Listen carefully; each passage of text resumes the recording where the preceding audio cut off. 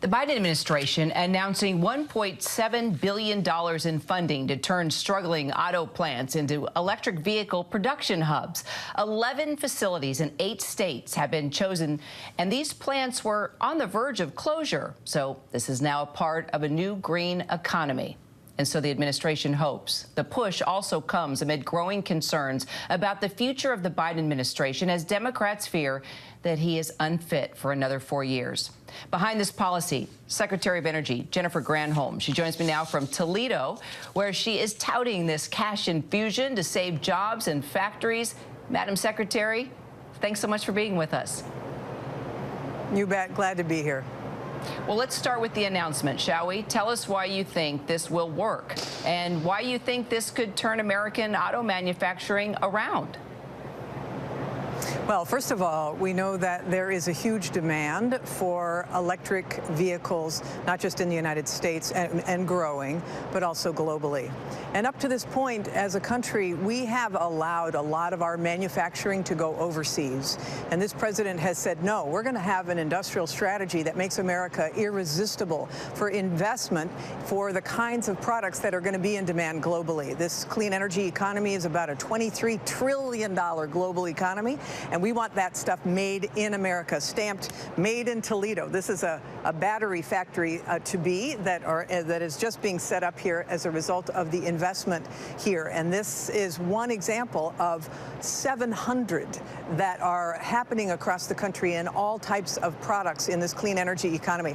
We're going to have our manufacturing prowess back, and that's what this president is doing. Well, from EVs to gas-powered cars, despite U.S. oil production being at an all-time high, a lot of consumers still can't afford to fill up their gas tanks. So what are you in the department planning on doing about that right now, real time? Yeah. You know that the president has been really focused on everything related to costs for everyday citizens, and that's why when Putin invaded Ukraine and there was a global supply disruption, he released hundreds of barrels of oil from the National Petroleum Reserve, our strategic reserve. And so he is following this, but it's one of the reasons why the United States is one of the leaders is the global leader in production of oil and gas and natural gas that we export as well. So we are still producing, even as we are seeking to move to ways that people can power their vehicles using less oil and gas. We're excited about the fact that we are, as a nation, a leading energy nation, whether it's on the clean energy side. And of course, we also want to address climate change. So figuring out how to make these vehicles more efficient is what the president is all about. I will say this, gas average right now is about $3.52 a gallon on average.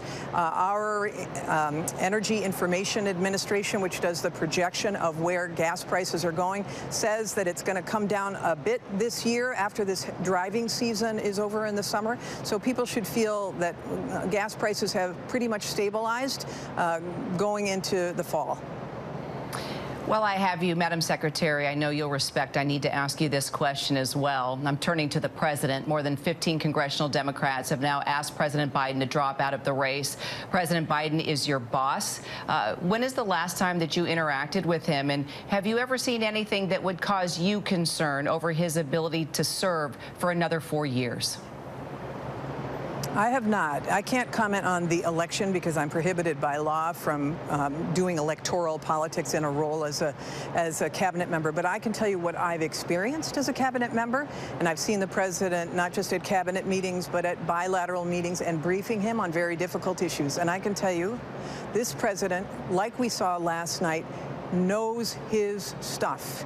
He is on his game. If I'm briefing him, if anybody goes in to brief the president, they'll tell you he asks the hardest questions. He knows what to ask. He knows the questions that you can't even imagine because he's been in the job, not just in this job, but in federal government, in the Senate so long that he understands where countries are at. He understands where policy is going.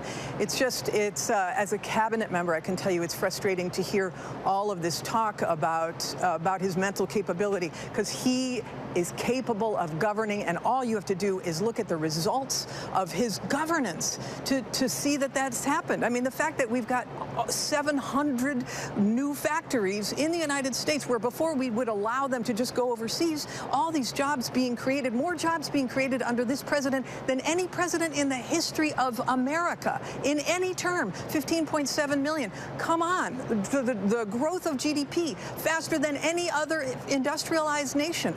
The number of new starts for small businesses, more than any president in the history of the country. All you have to do is look at the results, and you know he can govern. So he's getting old. So he's getting old. We all are, but he can govern. He has a good mind, and he is great at leading.